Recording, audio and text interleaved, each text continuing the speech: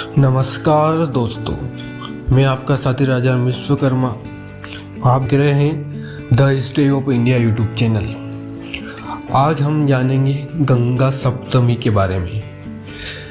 आप लोगों को पता होगा कि ये भारत का तीसरा प्रमुख त्यौहार है। तो आइए जानते हैं इसके बारे में। वैशाख शुक्ला सप्तमी को गंगा सप्तमी कहते हैं। भारतवर्ष के लगभग 1500 मील के लंबे क्षेत्र को अपने निर्मल जल से सिंचित करने वाली पवित्र गंगा नदी की महिमा का वर्णन करते हुए आदि कवि महर्षि वाल्मीकि ने अपनी रामायण में एक अद्भुत कथा लिखी है कि सूर्य के वंश में उत्पन्न महाराजा सागर के परपौत्र राजा भगीरथ ने अपने पैरों के एक अंगूठे पर खड़े रहकर एक वर्ष तक भगवान शंकर की आराधना की। एक वर्ष बीतने पर शंकर जी ने महाराजा भगीरथ के सामने प्रकट होकर कहा, राजन, इस कठोर तप को करने का क्या उद्देश्य है? महाराज भगीरथ ने कहा, देवादिदेव पूर्वजों के समय से ही इस देश में स्वर्ग की गंगा निर्मल धारा को लाने का एक अविरल प्रयत्न हमारे वंश में हो रहा है।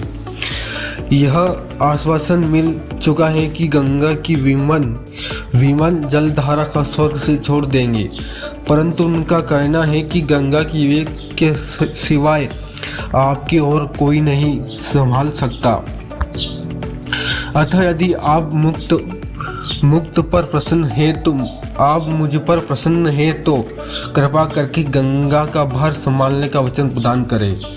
यह सुनकर शंकर जी ने कहा, नरश्रेष्ठ, मैं तुम पर प्रसन्न हूँ और मैं तुम्हारा प्रिय कार्य पूरा करूँगा।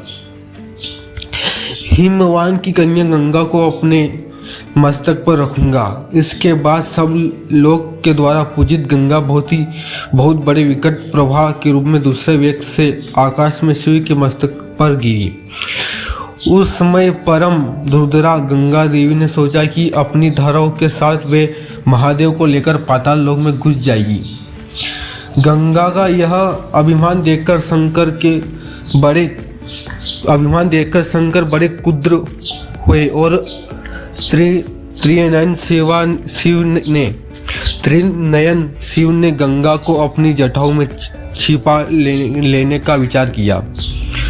वह पवित्र गंगा शिव के मस्तक पर गिरी और हिमवान के समान शिव के जटाओं के गहर जाल में समा गई।